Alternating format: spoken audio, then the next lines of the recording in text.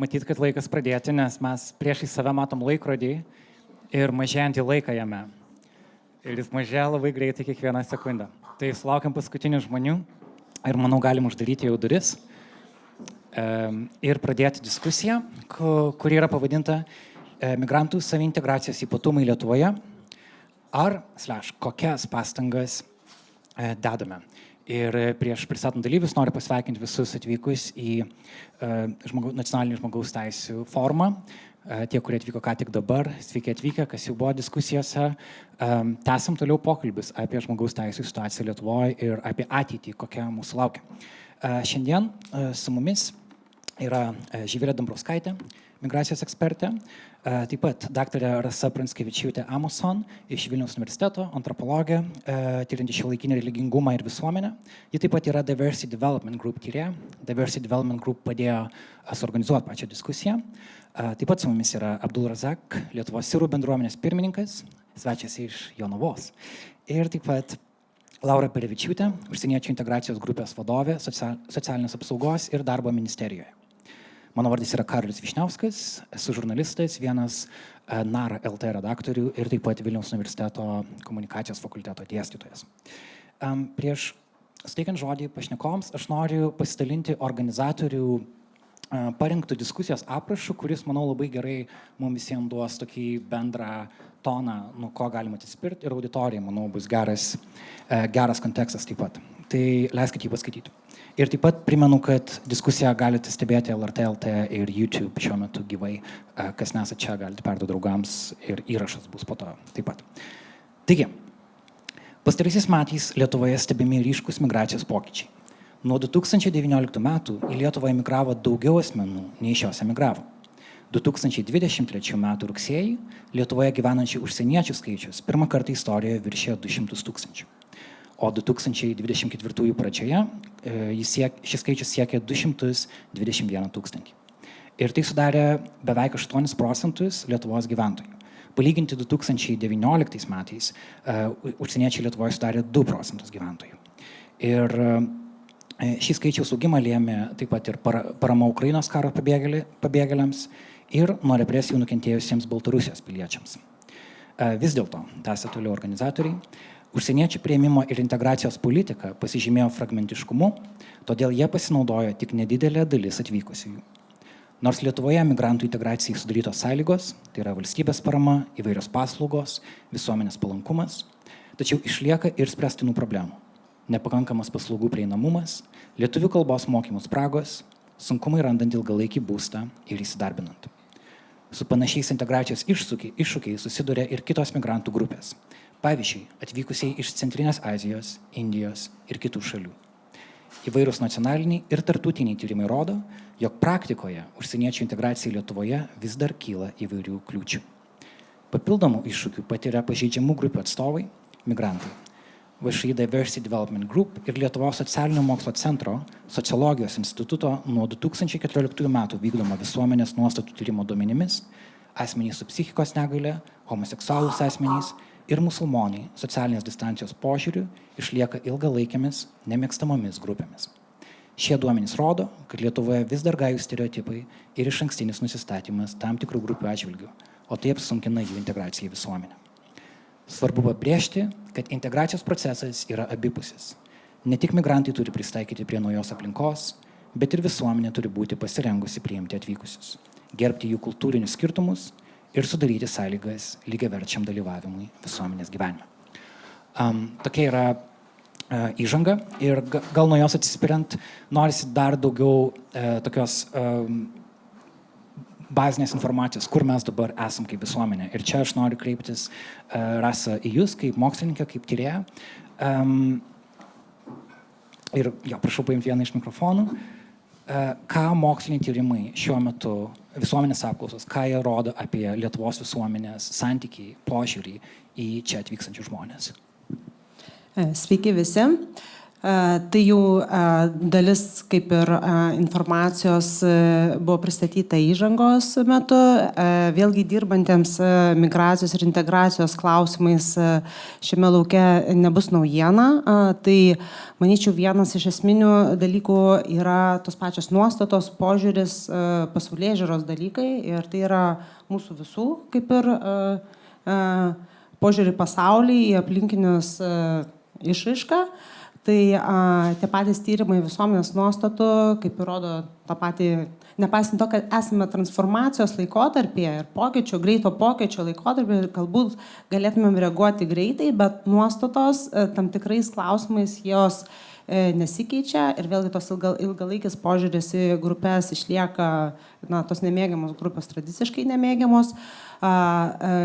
Jeigu žiūrėti 1 metų perspektyvų, pokyčio perspektyvų, tai yra reaguojama į realijas, tarkime, šalia tų nemėgstamų išvardintų grupių padidėjo toks kaip ir neigiamas požiūris arba socialinė distancija lietuvių kalbos nemokančių asmenų atveju, migrantų iš Rusijos atžvilgiu.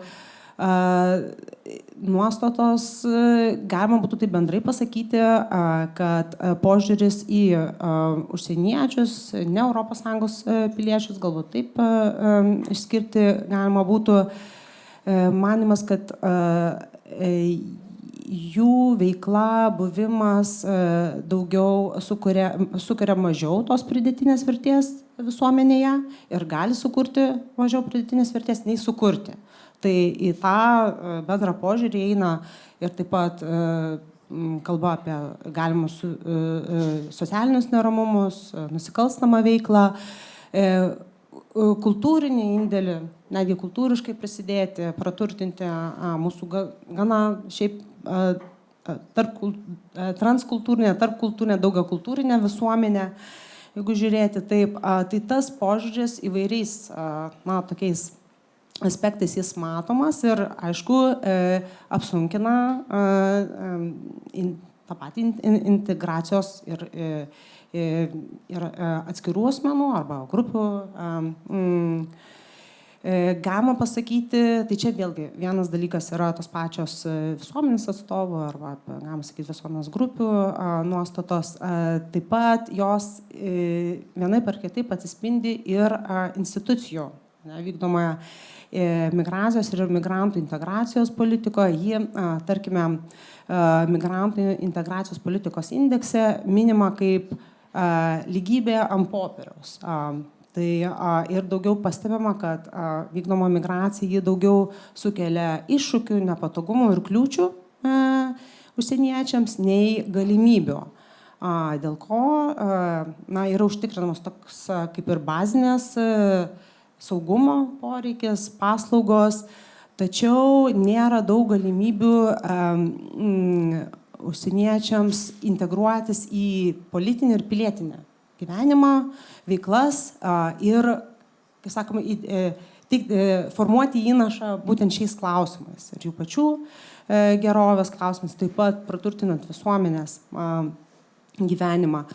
Tai situacija panaši tyrėjų požiūrių į daugelio šalių, rytų ir vidurio Europos šalių situacija. Ir jį, kaip ir minėjau, toks paradoksas, nepaisant tų tokio greito ir transformacijos ir supratimo, kad yra poreikis toks, bet šios nuostatos ir veiklosios nesikeičia ne 1 metus. Dėkui už žanginį žodį ir visam šitam kontekste Abdulrazak noriu išgirsti iš jūsų. Pamenu, kada noriu trumpą įžangą pasakyti, kai 2019-aisiais mano kolegos žurnalistai lankėsi pas jūs Jonavoje, tada štai taip paprašė jūsų istoriją, leiskit pacituoti. Kad turi bėgti, Abdulrazak suprato po to, kai ant dukros mokyklos buvo numesta bomba. Kita bomba sužeidė jam koją. Saugių namų paieškos jį ir jo šeimą atvedė iki nepažintos Lietuvos. Čia Jonavoje gimė jų sūnus Muhamedas, o vyresni vaikai eina į vietos mokyklą. Seniausiame pasaulio mieste Damaske likusius namus jam primena maži dalykai. arabiškos dainos ar kava su kardamonu. Čia yra iš 2019 metų. Šiandien yra 24 pabaiga. Jis vis dar čia, gera labai matyti. Tai jeigu bandant reflektuoti tą integracijos procesą ir Lietuvos pavertimo savo namais procesą, kaip jis jums atrodo jį einant? Kur šiuo metu, galbūt kokiame etape jaučiatės, kad esate šiuo metu? Labą dieną. Kadangi praėjo daug metų, iš tikrųjų aš pradėjau labiau jausti, kad čia Lietuva yra mano antra šalis. Aš dabar jaučiuosi, kad esu įtrauktas į integraciją tikrai. Tai pradžioj, kai mes atvykom, žinau, kad tai mes nebuvom pripratę labai dar kultūrinių dalykų, tai mes nežinojom tai gerai, bet dabar jau pradėjom priprasti labiau. Tas mažiukas mano jau užauga, tai jau eina į darželį, tai vaikai irgi ten užaugo, čia mano dukra irgi ten. Gal jūs pamatėte anksčiau, kaip... Jo, iš tikrųjų, tai čia kalbant apie mano šeimą, tai viskas gerai, mes einam į priekį. Tai apie kitų žmonių, tai užsieniečių, ten irgi tai žmonės tai pradėjo kalbėti, išmokti lietuvių kalbos po biškį ir dauguma pabėgėliai yra dirbantis žmonės. Nes iš tikrųjų, tai kai mes atvykom į Lietuvą, ne visi pradėjo dirbti iš karto, nes ten buvo labai sunkiai surasti darbą.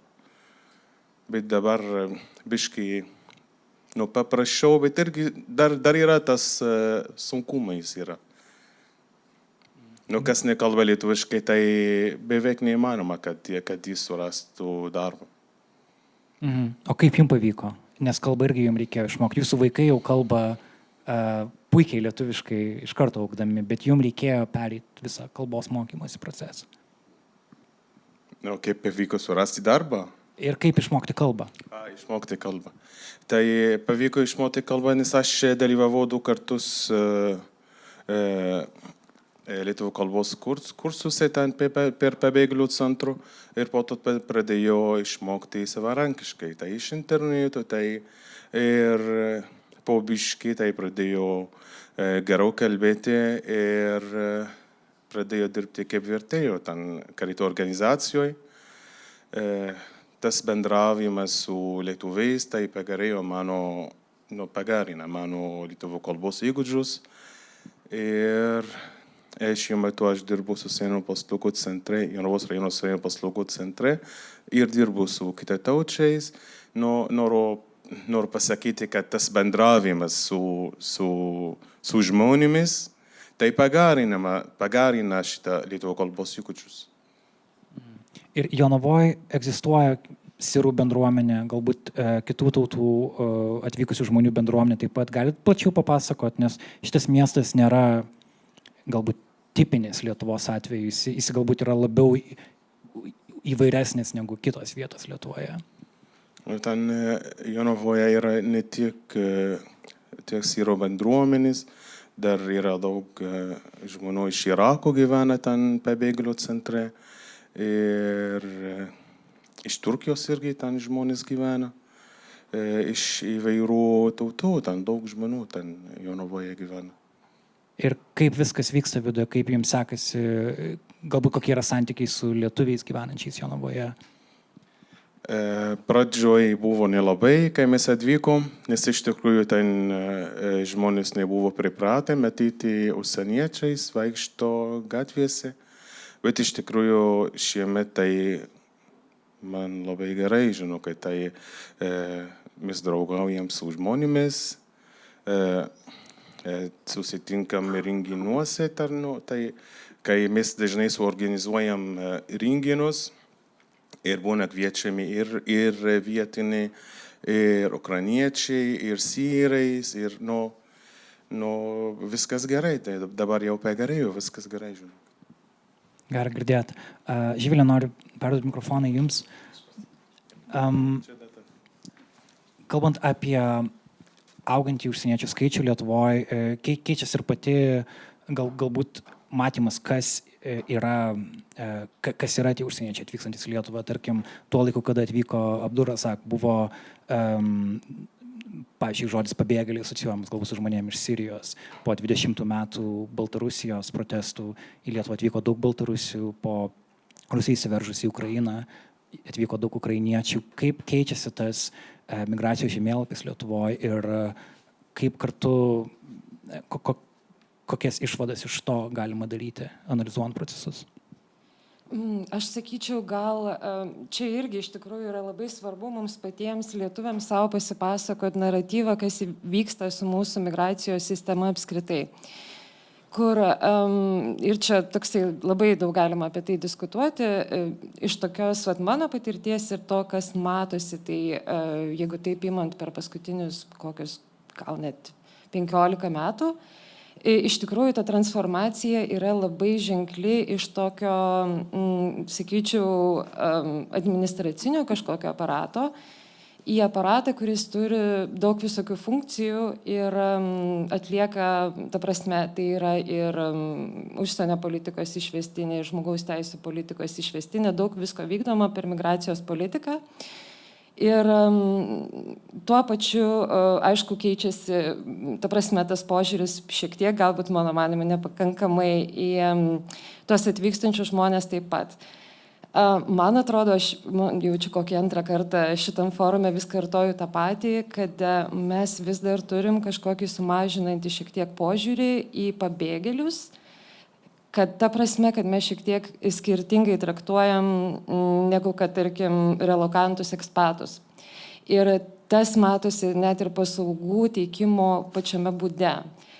Tai tarkim, vienas iš tokių pavyzdžių yra, žinau, kad žmonės tikrai labai stengiasi aptarnauti kuo daugiau ir kuo daugiau žmonių suteikti informacijos. Yra, pavyzdžiui, Vilnius International House, kuris atsirado kaip ir dirbti su ekspatais, kurie atsikrausti kartu su verslo įmonėmis. Ir ten yra tikrai labai geros paslaugos ir jie bando tų paslaugų suteikti ir daugiau. Ir labai norėtųsi, kad toksai požiūris, jisai kažkaip būtų plačiau taikomas ne tik tai kažkokiam specifiniam grupėm migrantų, bet, ta prasme, apskritai visiems, taip pat ir pabėgėliams.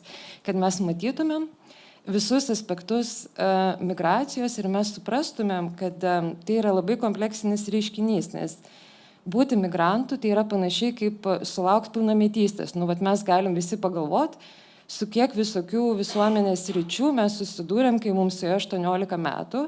Ir visos tos rytis, ta prasme, mes juose visose turim matytis, kad mes tokie egzistuojam, mes turim žinoti, kaip su jom bendrauti ir jos turi žinoti, kaip su mum bendrauti.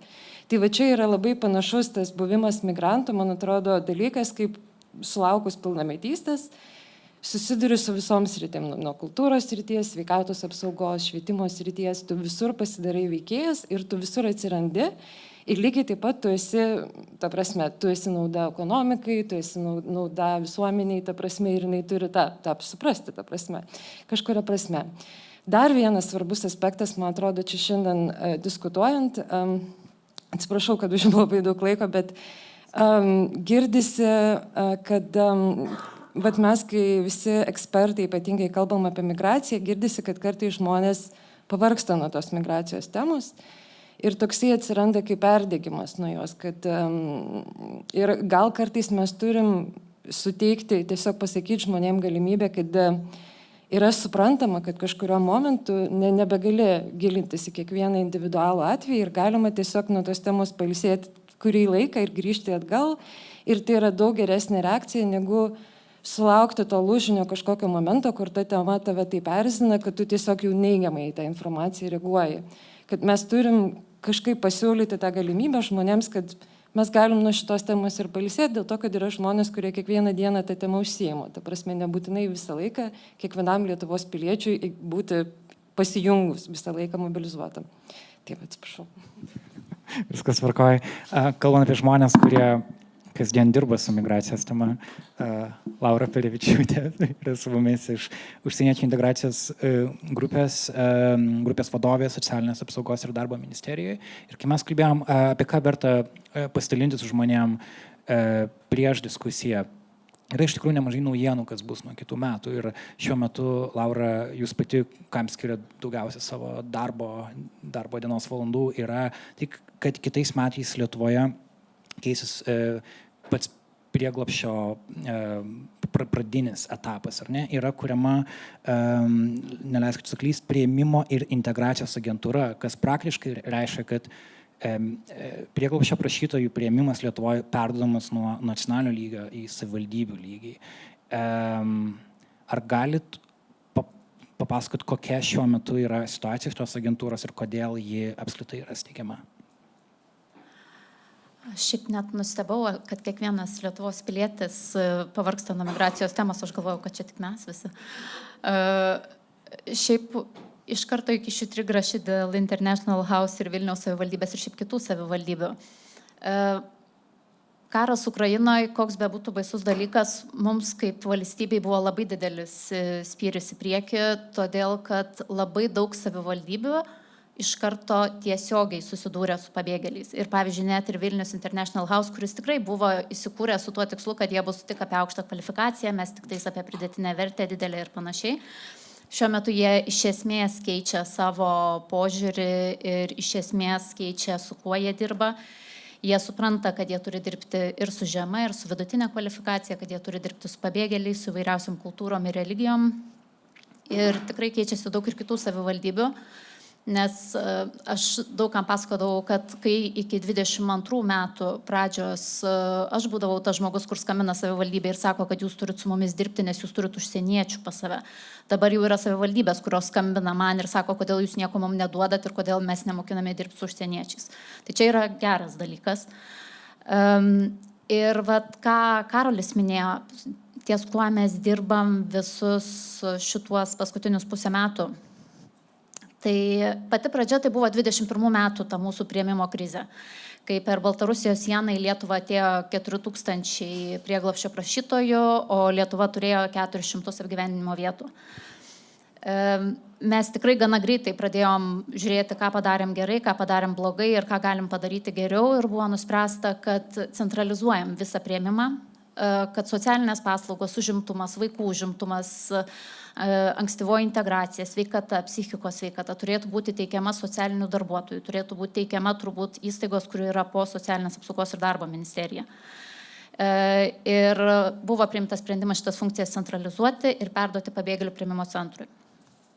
Tai nuo 25 metų sausio 1 pradeda veikti ta priėmimo ir integracijos agentūra, kaip mes ją pavadinom.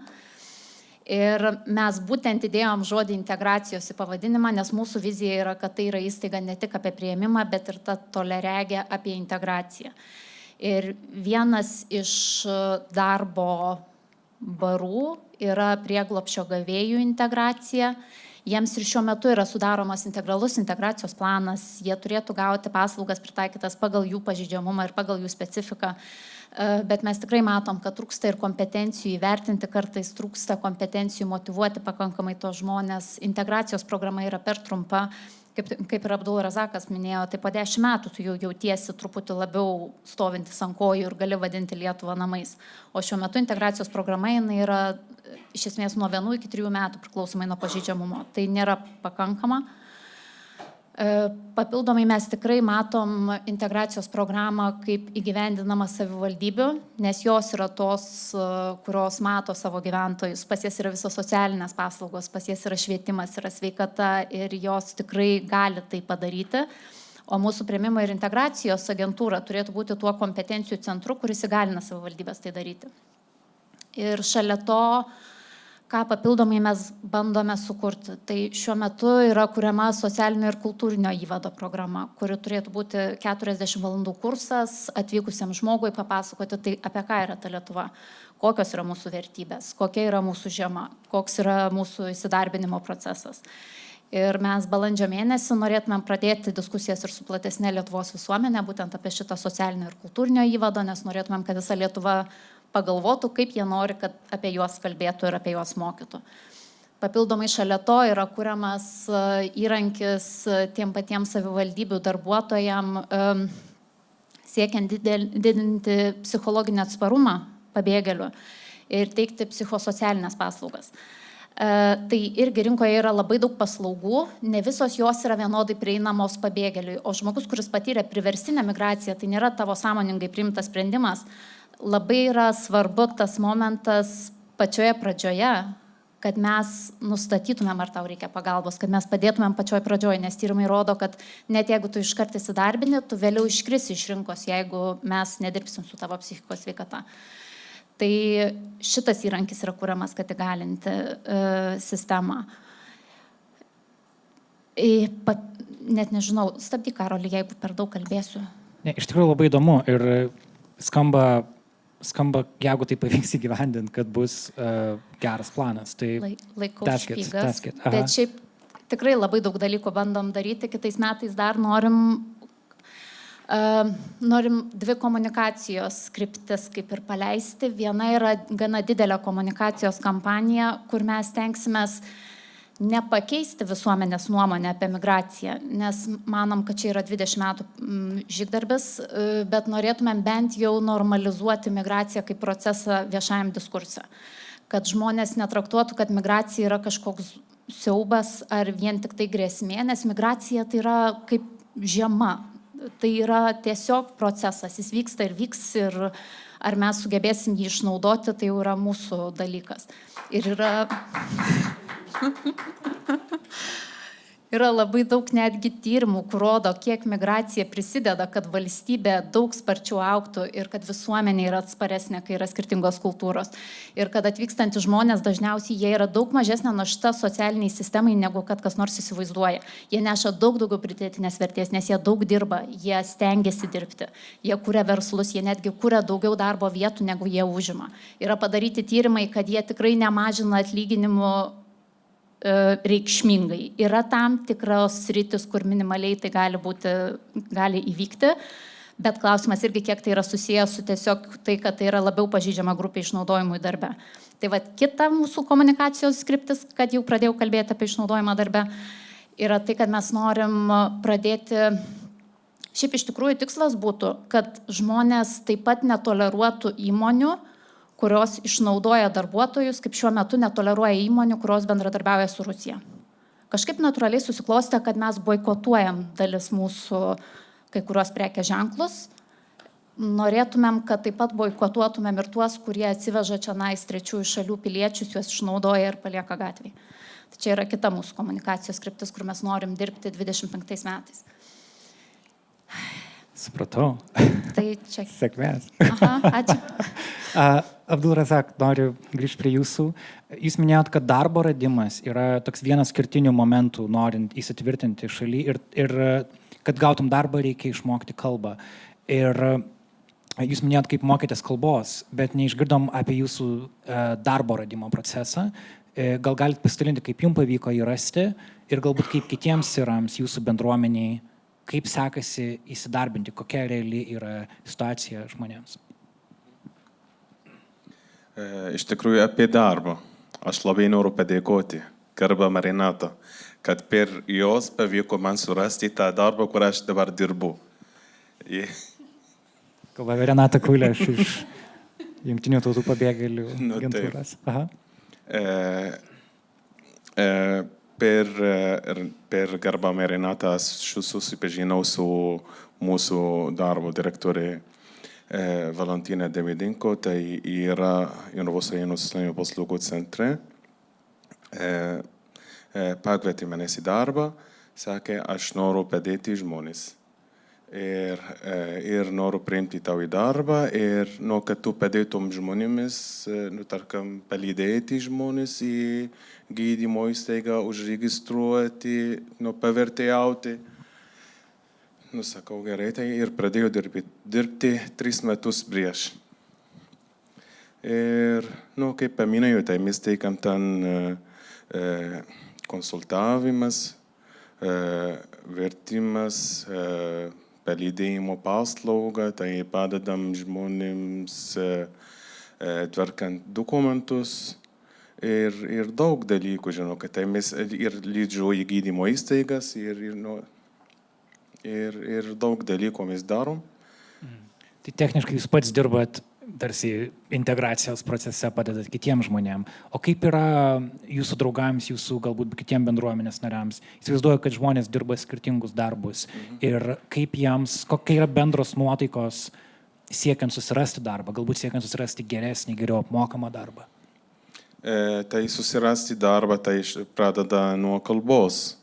Kuo tu labiau kalbi, tada galėsi geriau kalbėti, tada galėsi surasti geras darbas. Tai dauguma mūsų bendruomenė tai dirba kirpyklose. Tai vyro kirpėjai ir kiti dirba šitą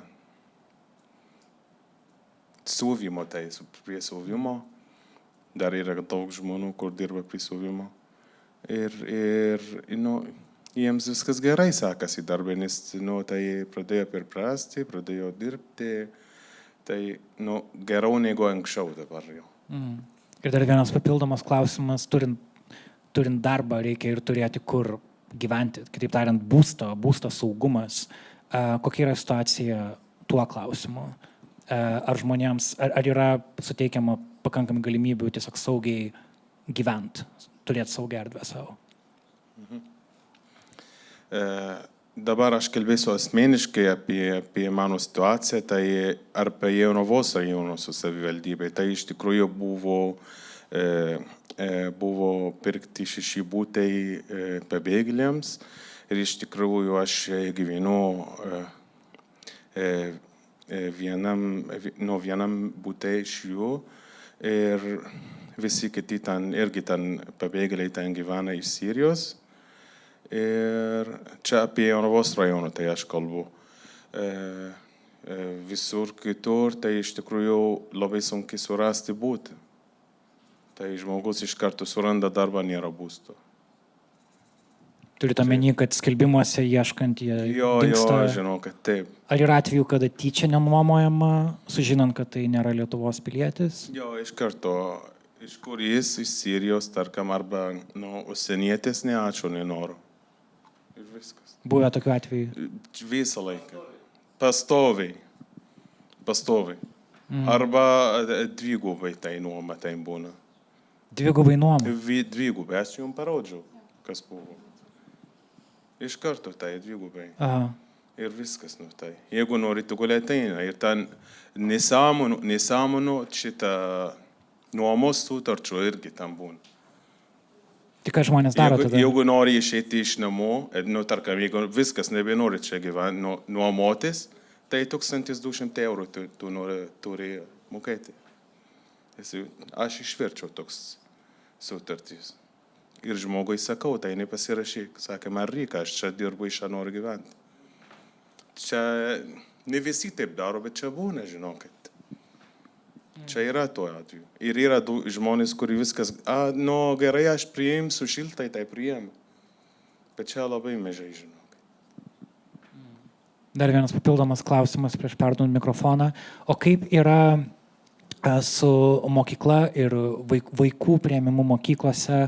Atsimenu, vėlgi grįžtant prie tos dokumentikos, kurią darėme prieš 5 metus, ten buvo momentas, kaip jūsų dukra kalbėjo apie susitikimą su klasioku. Ir jisai maždaug sako, kas būtų, jeigu aš nuimčiau tau skarą. Ir jis sako, nežinau, kas maždaug, kažkaip jie juokingai ten pasikalbėjo, kaip vaikai.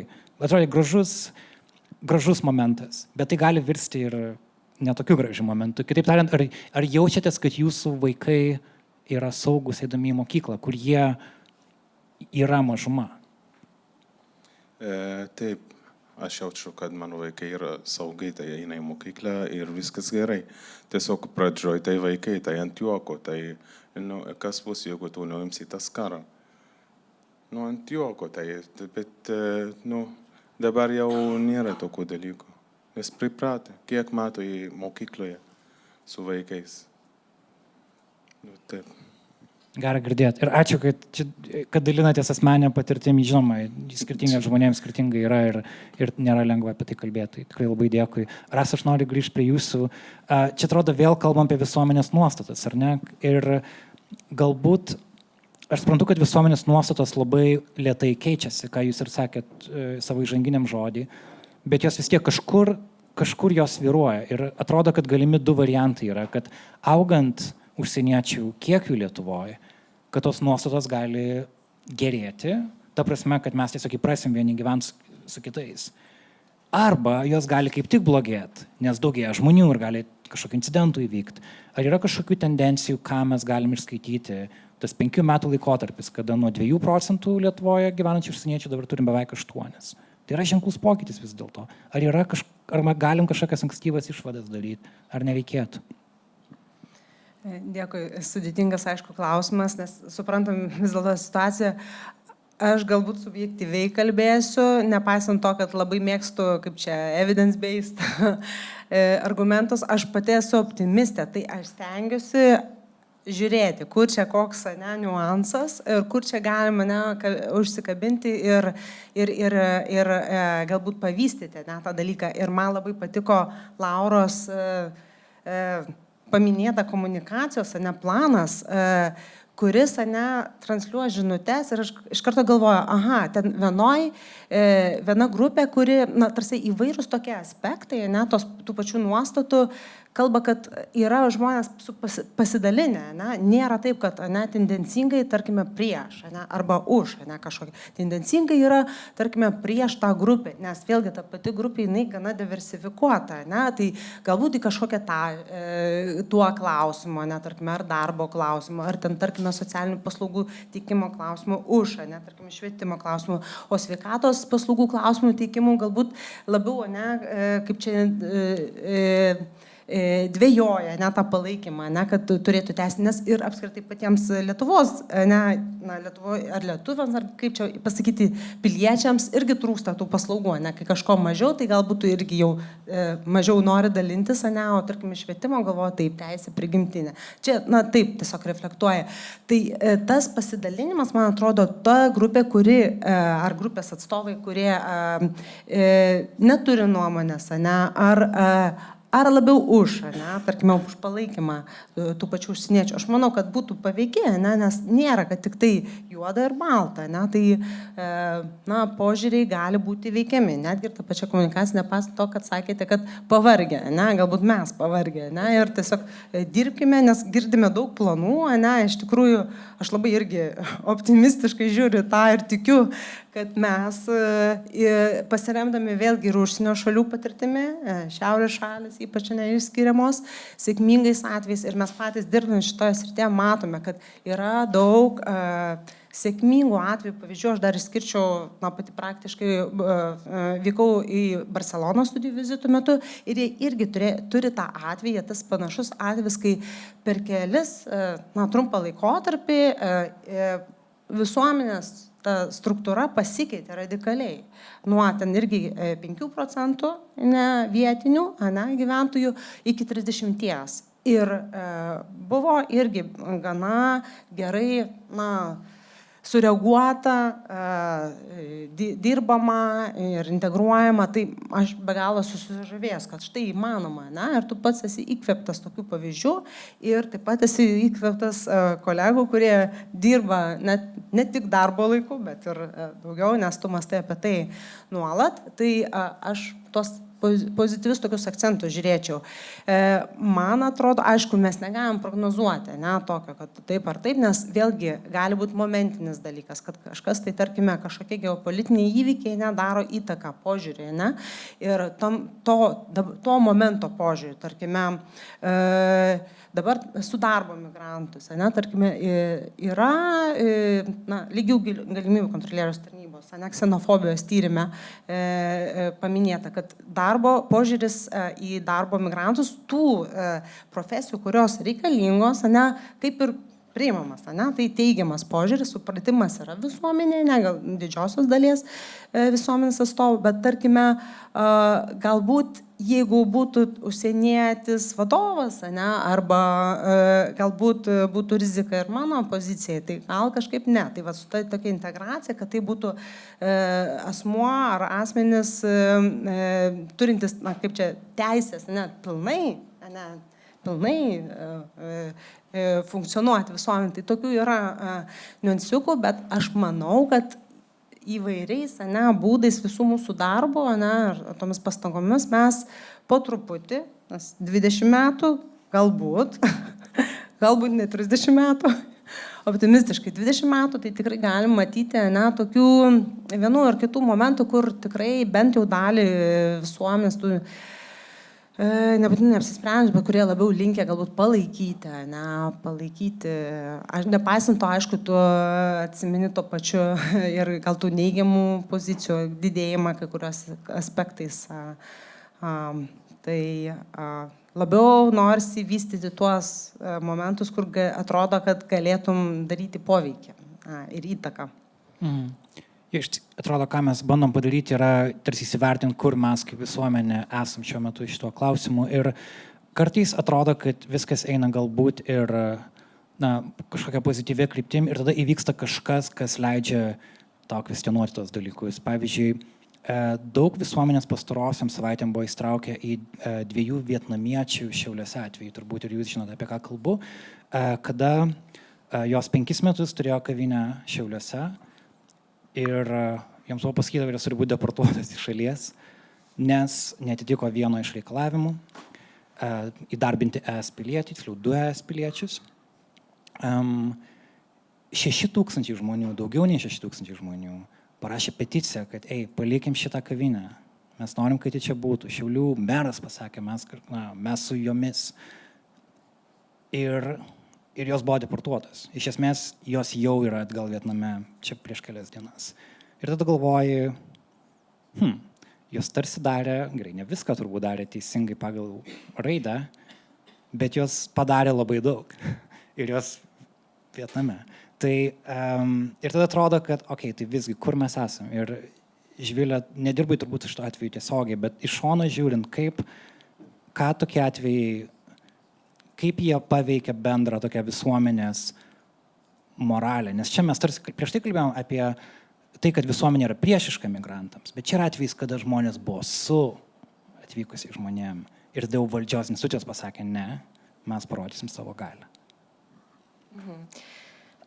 Aš gal sakyčiau, kad kažkuria prasme labai gaila, bet tai yra neišvengiamybė turbūt, nes kai yra bet koks reguliavimas, bus visada atvejų, kuriems netinka tas reguliavimas, čia toksai bugas sistemoje. Man atrodo, kad ką šitas atvejis parodė ir gal kur svarbu dabar žmogaus teisų aktyvistams nesustoti, bet nesustoti konstruktyviai. Yra, kad taip yra šitos priemonės, kurios atsirado vėlgi iš to, kad galbūt irgi per migracijos politiką labai kartais norisi išspręsti visas politikos sritis ir visas problemas, kuri iš esmės atsirado tam, kad Lietuva tarsi būtų mažiau patraukli visokioms offshore'inėms vienadienėms įmonėms, kurios tarsi tampa tokių greitų kelių legalizuotis asmenims, kurie gal ten iš esmės ir nebūna Lietuvoje, gal neturėtų šiaip iš esmės kažkokio legitimaus pagrindo čia būti, bet tiesiog dėl to, kad patogu. Tai va, ir šituo atveju akivaizdu, kad tiesiog tas metodas, kurio nustatoma, ar visas yra efektyvus ir realus, yra šiek tiek nelankstus ir mes galim kreiptis iš tikrųjų ir turbūt diskutuoti su valstybės institucijom, kad žiūrėkit greičiausiai, kadangi tai yra tokia problema, tai galbūt tie kriterijai gali būti ir kitokie. Bet čia mes irgi turim turėti galvoj, kad nereikia su šituo perlenkti, nes tarkim, jeigu mes sakysim, kad o gal visai šitą sritį patraukiam iš migracijos departamento, tai mes tikrai galim atsidurti sudėtingesnėje situacijoje, nes pavyzdžiui, jeigu tą verslo efektyvumo ir realaus veikimo faktą nustatinėtų kažkokios kitos institucijos, nežinau, ten FNTT ir panašiai, tai jau faktas, kad situacija verslo būtų visiškai kitokia. Tu tuo metu iš vis negali vykdyti jokios ūkinės veiklos ir tau viskas užsidaro. Kai dabar yra tokia galimybė, kur tu tiesiog pateiki dokumentus, migracijos departamentas įvertina ir tas procesas šiek tiek paprastesnis. Tai aš sakyčiau, kad labai sveikintinai iš tikrųjų ir man atrodo turbūt pirmas toks atvejis, kad bendruomenė šitaip susivienijo ir tos bendruomenės iš tikrųjų norisi kažkaip padrasinti ir nesudaužyti širdies ir tikrai per konstruktyvų dialogą, čia mes iš esmės apie tai ir kalbam, kad vyksta transformacija tos migracijos politikos ir jai reikalingas kažkoksai, ta prasme, kažką reikia įdėti, kažkokį suteikti atgalinį ryšį. Ta prasme, ir čia turbūt viena iš tų vietų, kur tą atgalinį ryšį vis dėlto reiktų suteikti, kadangi yra labai specifinis reguliavimas, dėl kurio būtent ta problema ir iškilo. Tai ir tikėtis, kad galbūt pavyktų rasti tos sprendimus, kad net ir šitiems konkretiems žmonėms kitą kartą nesusidurtų su tą pačią problemą. Ir tiesiog manau, kad dar nelaikas pasiduoti šito klausimu.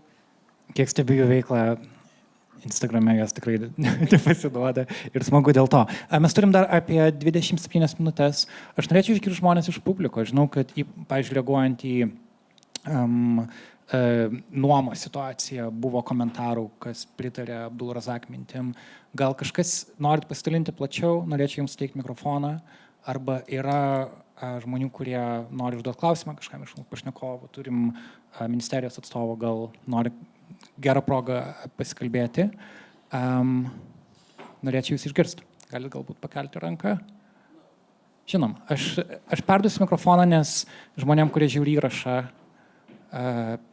jie irgi galės girdėti. Aha, ir prisistatyti paprašysiu. Sveiki, Ruslana Daškevič, nekilnojamo turto brokeris. Tai vat aš, kadangi pats susidūręs esu su tuo, žinau, dėl to ir pakomentavau. Taip, prasme, man labai gaila, aišku, bet mes dažniausiai kaip brokeriai prisitaikom prie mūsų klientų, prie nuomotojų. Bet tiesiog mums skauda ir dėl to aš taip pat iššūkau, kad taip yra. Tai tiek norėjau pasakyti. Kad faktiškai 90% nenori užsieniečiams nuomoti savo būstus. Ar yra skirtumas kokiems užsieniečiams? Na, artimųjų rytų, pavadinkim, mūsų slavų tautybės žmonių dar sausau, kaip sakoma, 50%, bet jau tolimųjų rytų ir jau visiškai, sakykime, jau 90% iš 100 nenori. Tai iš jūsų patirties? Taip. Dėkui, kad pasidalinot. Ačiū. Matau ranką vieną trečiailiai. Irgi paprašysiu prisistatyti. Labadiena, Daiva Baranauska, Labdaros paramos fondas Frida. Mano klausimas tiesiogiai Laurai bus. Ar tam plane nevyriausybinėm organizacijom, kurios jau dirba su migrantais, konkrečiai netgi pabėgėliais, ar yra kažkoks numatytas vaidmuo? Jūs minėjote savivaldybės, tai labai puiku, bet žinot, savivaldybės yra savarankiški veikiantis asmenys ir Lietuvoje dar turim savivaldybių, kurie yra tokios truputėlį mažos carystės ir jeigu jie nori dalintis arba darbais arba pinigais su nevyriausybinėm, tai jie tą daro, jeigu nenori, tą nedaro. Tai vat, kartais nevyriausybinėm smagiau tiesiai su valstybė dirbti. Ačiū. Mes turim planą huliganą šito klausimo. Mes dabar, kai pradėjom dirbti su 16 savivaldybių. Tom 16 savivaldybių mes finansuosim užsieniečių integracijos politikos koordinatorius. Tai yra etatas, kuris turės dirbti, pavyzdžiui, su jumis, su sveikata, su švietimu, su pačiais užsieniečiais, identifikuoti jų poreikius, užsiimti lobinimu šituo klausimu. Ir vėliau mes planuojam paleisti kitą kvietimą, kuris finansuotų tikslinės paslaugas. Tai yra, tu ištyrinėjęs savivaldybės situaciją, turi identifikuoti, kokių paslaugų papildomai reikia, kad žmonės pasiektų viešosios politikos paslaugas. Tom tiksliniam paslaugom mes turim planą, kad nustatysim reikalavimą, kad kažkokia dalis, 50% kažkiek, nesu tikra kiek dar, turėtų būti įgyvendinama per nevyriausybinės organizacijas. Truputį turim abejonių dėl šito dalyko, dėl tų savivaldybių, kurios yra nutolusios nuo centrų, nes jos neturi tokių stiprių nevyriausybinių organizacijų. Bet čia dar svarstysim, tai tikrai kviesimės ir nevyriausybininkus pasitarti dėl šito. Konkrečiai Fridai, labai rekomenduosiu sekti mūsų puslapį, bet ir šiaip galėsim ir parašyti, nes mes dabar rudenį pasirašėm sutartį su Šveicarijos federacija dėl Šveicarijos Lietuvos bendradarbiavimo programos. Ten yra suplanuota veikla, būtent nevyriausybininkams kvietimas dirbti su moterimis migrantėmis, tai labai jūsų tema, ir jaunimu vaikais. Šeimos nariai taip pat gali dalyvauti, bet tikslas yra daugiau moterų migrančių įgalinimas ir pagalba joms. Tai toks planas. Dėkui. Dar matau ranką už ribų. Labą dieną, Birutė Sabatauskaitė, kadangi neinu pareigų, tai teisininkė. Noriu paklausti rekomendacijų.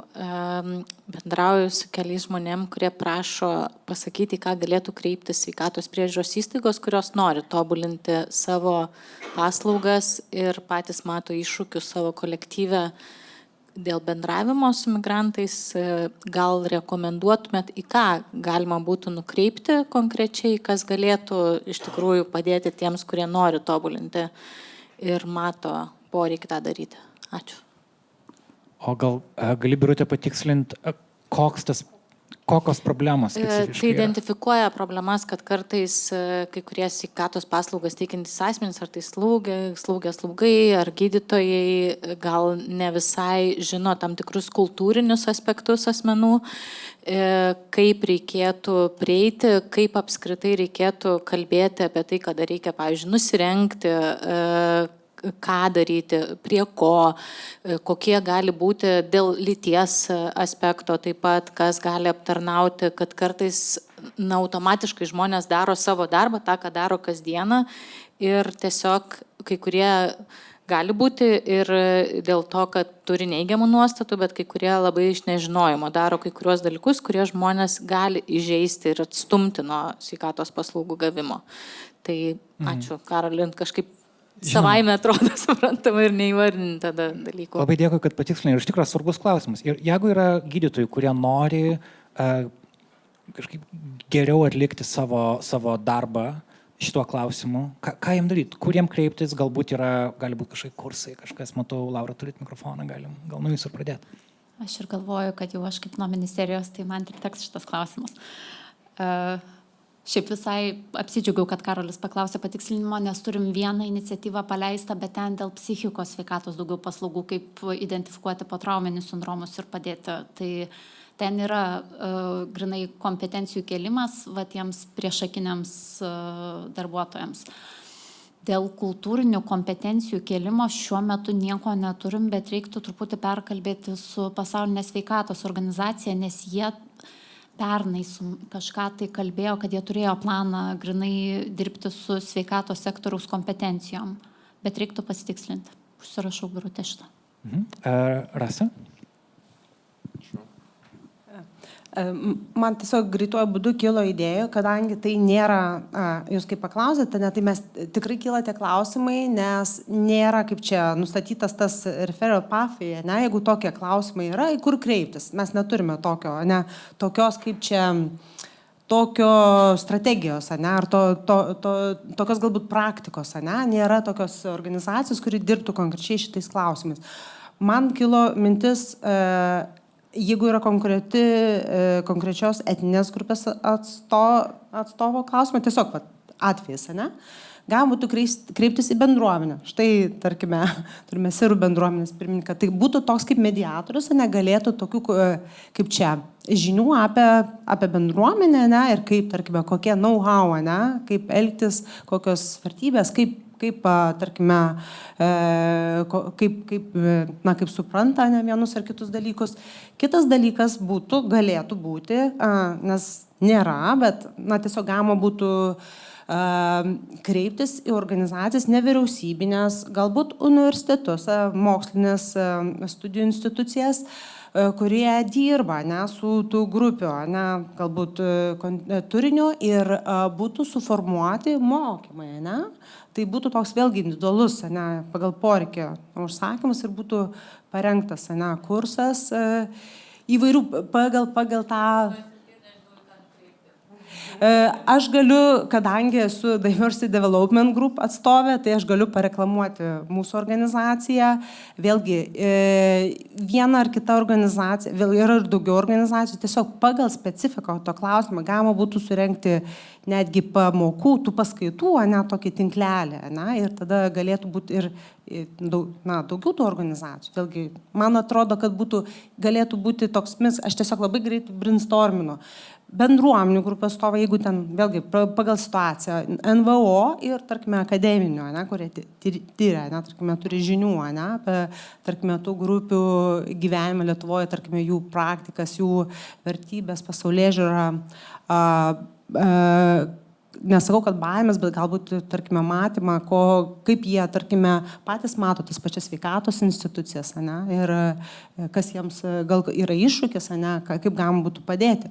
Čia visiškai toksai, ne, šiuo metu, nes nėra, ne, tokio kaip ir nuspręsta, ar tokio kažkokio tipiško, ne, dar įsteigto būdo, kaip tą daryti. Iš ties gal galim ir paklausti, Abdulrazak, per tuos berods 7 metus, kiek jau gyvenat Lietuvoje, ar ne, tikrai reikia susidurti su gydytojais. Ir įdomu, ar kyla, nežinau, nesusikalbėjimo, kokių nors situacijų, kurios kelia kažkokių problemų, jo kaip viskas atrodo, nebūtinai jums galbūt bendruomenį kalbatės su kitais žmonėm, ar pavyzdžiui, įimas sveikatos institucijas, ar yra problema gyvenant Lietuvoje, būnant siru? Iš tikrųjų, dauguma gydytojų... Paprašysiu arčiau mikrofoną. Aha. Tai kuo arčiau nuo mikrofono, kuo labiau blogiau kalbėsiu, nes...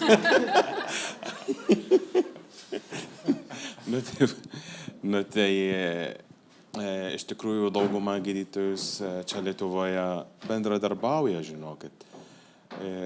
Bet kai vyksta vertimas telefonu, tada nelabai... kur skauda, tarkam, tai kaip čia parodyti, kur skauda. Parodai, kur skauda, tai parodai kitur žmogų. Bet dauguma gydytojai tai tikrai bendradarbiauja, labai gražiai bendrauja, priima, tai žinokit, man su gydytojais čia labai gerai sekasi čia. Gerai girdėt. Aha, Laura? Tik tai, kai klausot Abdulrazako, turėkite omeny, kad Jonava šiaip yra šviesmečių toliau nuo likusios Lietuvos. Nes būtų įdomu, pavyzdžiui, paklausti ko nors iš afganų, kurie buvo atkelti į Raseinius, kur Raseiniams turbūt tai buvo pirmas susidūrimas su kita kultūra ir kita religija ir įdomu, kaip ten ir mokyklos, ir darželiai, ir sveikatos sektorius reagavo. Tai turbūt likusioje Lietuvoje yra truputį sunkiau. Bet iš kitos pusės tada galima matyti, kad įmanoma yra, Jonava tame yra, tikrai per skausmą Jonava iki to nuėjo, nes neturėjo palaikymo iš valstybės ar kažko, jie patys mokinosi. O iš tikrųjų, Laura, kodėl Jonava? Kas ten įvyko? Gal mes galim pritaikyti tą modelį? Pabėgėlių priėmimo centrą reikia atidaryti. Šiaip kaip ir visuomenės nuostatų keitimas. Aš šiaip kalbu apie komunikacijos kampanijas, bet mes visi suprantam, kad komunikacijos kampanija jinai nepakeis žmonių mąstymo iš esmės.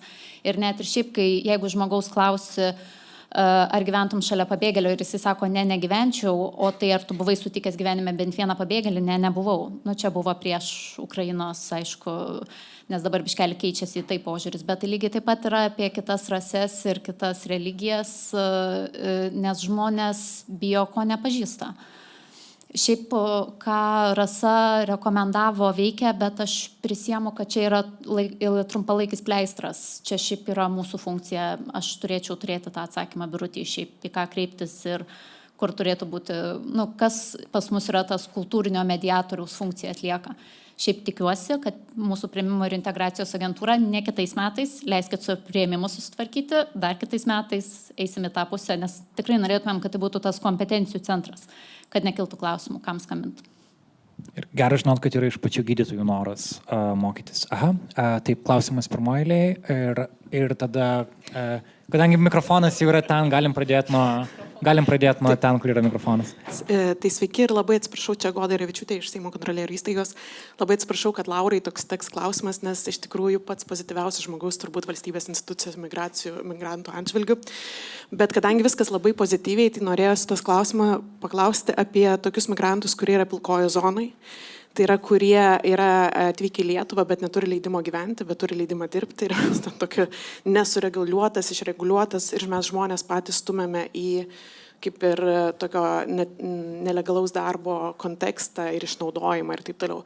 Tai norėjau paklausti, kadangi vis tiek tam tikrų pozityvių pokyčių vyksta su pabėgėlių agentūra, iš dalies ne visiškai su migracijos paktu, bet žodžiu, kurį galima vertinti įvairiai. Tai man įdomu, ar jūs numatėt kažkokį, žodžiu, vidaus reikalų ministerijos nukenksminantį kažkokią amortizuojančias politikas būtent šių migrantų atžvilgių. Ačiū. Čia reikia patikslinti, kad Laura yra iš socialinės apsaugos. Taip, ir bet darbo aš ministerijos. pratus. Neturiu godą, aš tau geros žinios.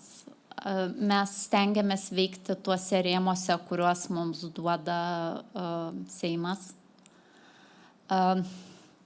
Gal būtų lengviau daryti kažkokius pokyčius, jeigu ta geopolitinė aplinka būtų truputį saugesnė ir žmonės nebūtų tokie išsigandę. Dabar artimiausių metų esminio skirtumo tai tiksliniai grupiai aš nematau. Mes tengiamės tuose rėmose ten muistytis, kaip mums gaunasi, bet gaunasi nelabai daug.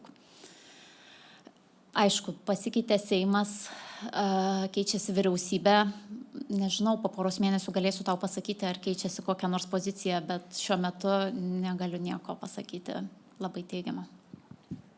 Ir čia to klausimo kontekste reikia priminti, kad nepaisant mūsų geros nuotaikos, čia apgręžimų politika Lietuvoje toliau veikia.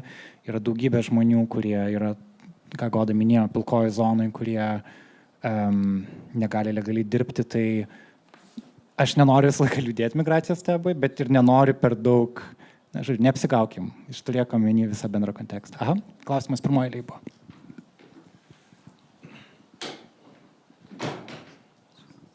Sveiki visi, Renata Kuleš iš Jungtinių tautų pabėgėlių agentūros ir mano klausimas yra Abdul Razakui, bet aišku, labai sveikinu jį su naujomis pareigomis, kaip sirų bendruomenės pirmininkas. Tai mano klausimas ir būtų pagal savo naujas pareigas irgi galbūt galėtumėte įvardinti, kokius būtent barjerus integracijai, kokius sunkumus integracijai jūs kaip sirų bendruomenė vis dar patirėte ir galbūt galėtumėt pasakyti, kad kas jums kaip sirams Lietuvoje labai padeda integruotis. Tai vat iš tos sudėtingos pusės ir iš tos, kas veikia, galbūt ką jūs patys taikote tam, kad sirams Jonavoje būtų gyventi lengviau ir kad jie būtų labiau integruoti. Ačiū. Čia sunkiausias dalykas yra kalbos barjeros, kad tai reikia kuo labiau daugiau suorganizuoti lietuvių kalbos kursai, daugiau ir labiau tai suorganizuoti renginius, pakviesti tų žmonių, kad dalyvautų renginiuose, kad bendrautų su žmonėmis. Ir dar vienas dalykas yra, kuris pamiršau. Ne. Taip. O kas labiausiai padeda, aš kalbu apie Jonavos rajoną dabar. Jonavos rajono iš tikrųjų socialinių paslaugų centras.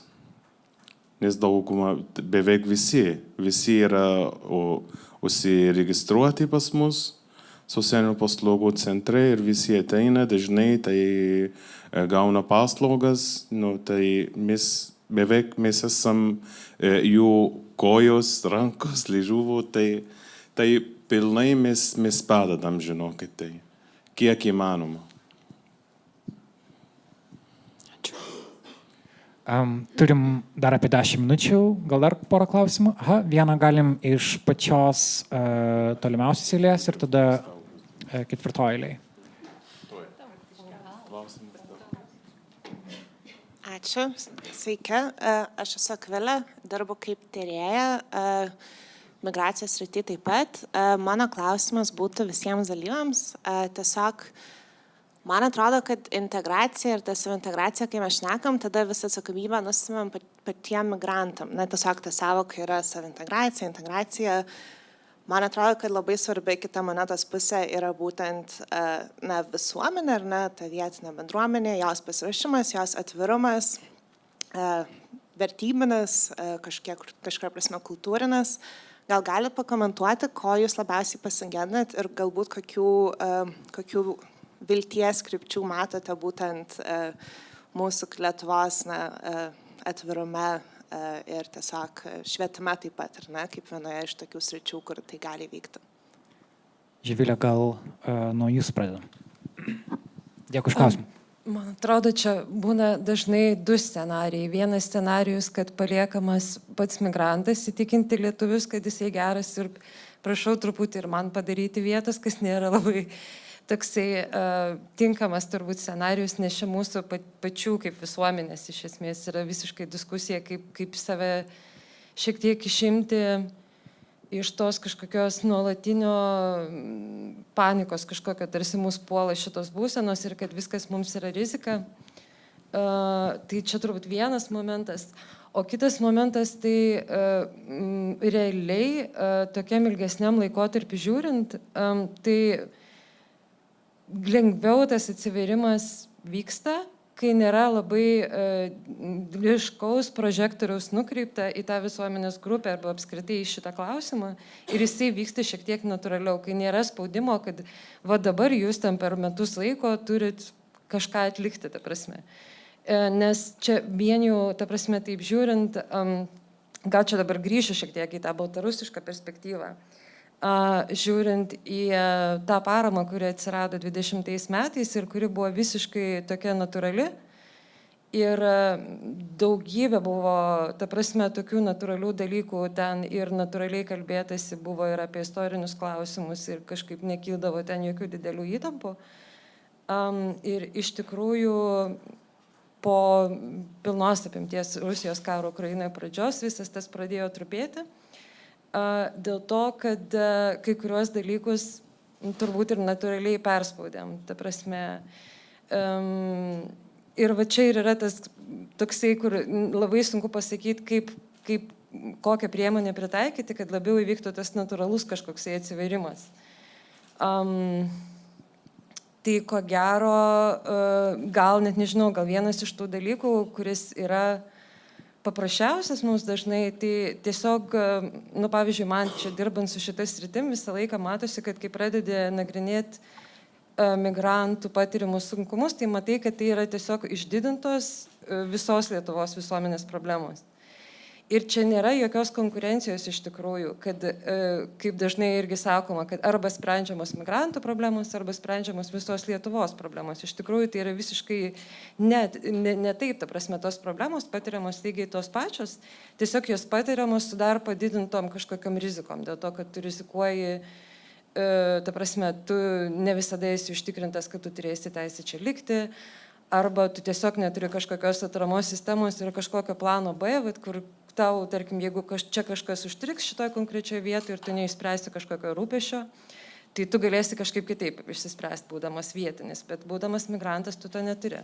Tai va, tai labai geras klausimas, bet nelabai turiu atsakymą kažkokio gero į jį. Akvilė, ačiū už labai, kaip čia, gerą, čia taip paprastai pasakysiu, geras klausimas, tikrai aktualus ir galvojame apie tai. Aš gal sakyčiau, tiesiog visuomeniai, daliai visuomenės trūksta tokio, kaip čia, paprasto brandumo. Nes realybė yra tokia, kad tiesiog keičiasi ir struktūra visuomenės ir tai yra realybė. Mes turime išmokti priimti kitus, save ir kitą, ir tas kitas gali būti įvairus. Tai ta realybė, aš manau, kad vienaip ar kitaip, kažkuria prasme gali ir tiesiog versti, tą patį suaugimą. Ir kaip ir Živilė minėjote, tai klausimas nėra atskiras. Migracijos, integracijos klausimai nėra atskiras nuo kitų klausimų. Kaip požiūris, tarkime, kad migrantas pats atsakingas už integracijos siekimą ar nesėkmę, tai mes girdime tą patį, kad nukentėjęs žmogus pats atsakingas, už tai, kas įvyko jam, už tas aplinkybės, kurių jis nekontroliuoja ar nekontroliuoja, kad kažkas, ar kad yra vyresnis, ar kad yra moteris, tai tą patį girdi, kad žmogus turi kelti naštą viso pasaulio ir tiesiog, užkeliama tokia, nerealistinė našta žmogui, kad jis turi sutvarkyti taip, kad būtų patogus. Tai, manau, vėlgi, realybė ta yra kad ne viskas patogu taip, kaip aš įsivaizduoju, kad turi būti, ne, vėlgi gali būti, kad aš net ir neįsivaizduoju taip, kaip net ir man ir geriausia. Tai mes turim tą iššūkį. Labai dažnai sakoma, kad švietimas turėtų, kaip čia švietimo pagalba, tiesiog nuo amžiaus ankstyvo tu išmoksti priimti, kitaip atrodantį, kitaip matantį, kitaip gyvenantį ar gyvenančius. Taip, kaip matai, tarkime, darželio lygmenį, nėra klausimų. Tai yra smagu, tiesiog mano draugai, ir kitom kalbom kalba, be galo greit gali išmoksti kitą kalbą tavo savo draugo darželį iš kitos šalies atvykusios. Jau mokykloje, jau ir vyresniam amžiuje prasideda, tai vėlgi ateina iš vyresnių. Tai švietimas vienas iš tų raktų, gyvenimo aplinkybės, kad tiesiog susispausim ar išmoksim kitokį būdą buvimo praktikuoti. Ir vėlgi, kaip minėjau, referuoju tą, kad kai kuriais klausimas, kai kurios grupės taip nėra apsisprendusios. Tai čia vėlgi ir ta pati komunikacija, ir mūsų visų, vėlgi ir institucijų, organizacijų, ir valstybinių, ir savivaldybių lygmenių, ir NVO, ir kitų organizacijų atstovų darbas nuolatinis. Iš tikrųjų, tai yra geras klausimas finišai mūsų diskusijos, nes mes laiko beveik nebeturim, bet iš ties mes daug kalbėjom tarsi apie pačių migrantų, ką jie tarsi turėtų daryti. Ir klausimas yra, o ką mes padarėm, ką mes kaip visuomenė padarėm. Ir Abdulrazak, būtų įdomu išgirsti jūsų požiūrį. 7 metai Lietuvoje, kaip jūs keitėtės, mes jau kalbėjom, kaip Lietuvos visuomenė pasikeitė, jūsų akimis. Taip.